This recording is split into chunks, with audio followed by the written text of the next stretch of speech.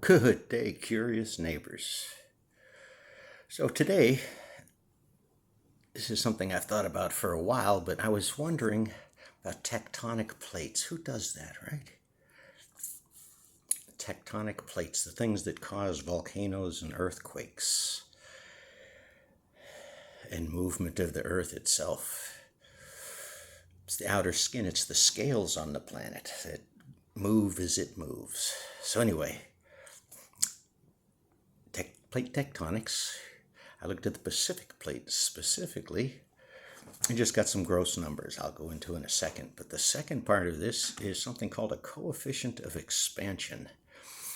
Now, a coefficient of expansion is how much does something contract or expand with a change in temperature.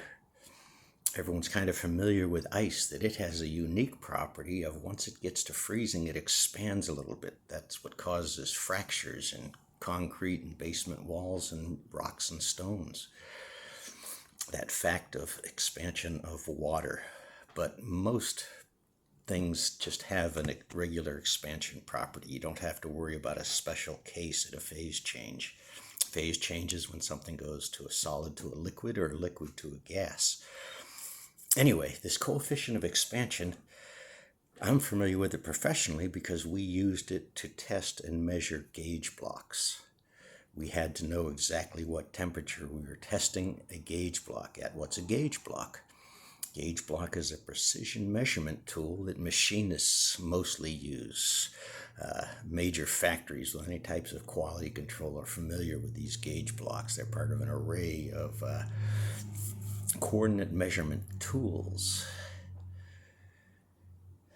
So we had skilled trades that used these tools, impressive machines, right down to micrometers and old dial indicators and all those sorts of things. So anyway, basalt has a coefficient of expansion, just like metals do. So if we're going to test a gauge block, we have to know what type of metal it is to be able to know about this expansion challenge. Now, a machinist is not that diligent about this because he doesn't have to be. These are minor, minuscule changes in little blocks, this big. But consider that factor over a large area, something huge.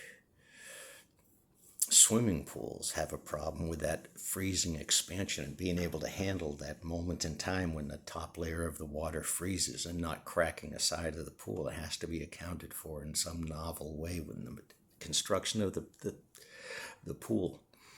So tectonic plates and expansion of tectonic plates, what would that mean? So that was the question. What would the expansion of the tectonic plates mean? Well, first off, what would expand those plates? They're buried, they're underneath us. But subtle changes to the environment around them across huge areas, changes to ocean temperature. What would that mean? So most people push this off. They don't consider it or think about it, but it actually is a factor in those tectonic plates. And let me see if I can explain why. Coefficient of expansion for basalt rock. That's probably the major plate content that we would consider. There is a layer above that typically, but we see basalt rock in areas released. It's the layer underneath what we usually walk on, let's say.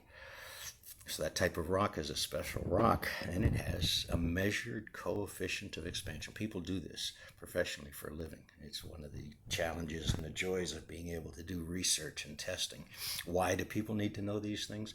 This coefficient of expansion idea, building foundations down into bedrock areas. What would happen if something freezes, something thaws, what moves, what doesn't move? So this coefficient of expansion is an engineering thing most people don't get near. But basalt has a coefficient of expansion of roughly 5.4 plus or minus 1 times 10 to the minus 6 degrees centigrade. You can find these. I'll put a link in this final video text somewhere.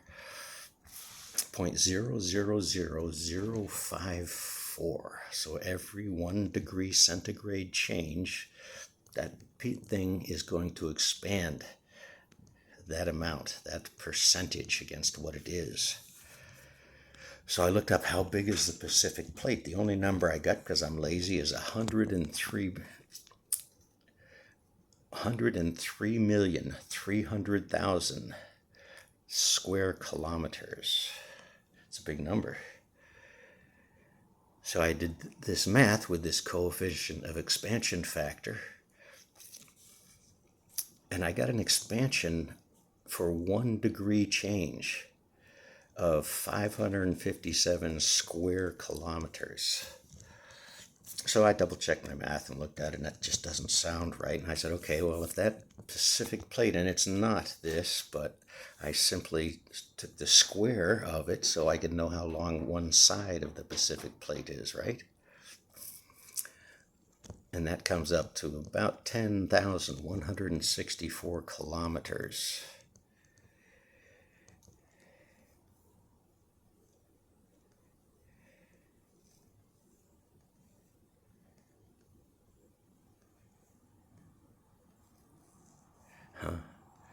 I underestimated that. So something's wrong with my numbers. But bottom line is, I got an expansion of 177 feet from a 1 degree centigrade change of a tectonic plate. Again, the Pacific Plate would be mostly basalt. I'm going to go check my math, but 1 degree centigrade will expand that plate 177 feet. So that's 177 feet of land being forced into other land, pushing that land somewhere else, or forcing a subduction zone to become busier, which would cause more earthquakes.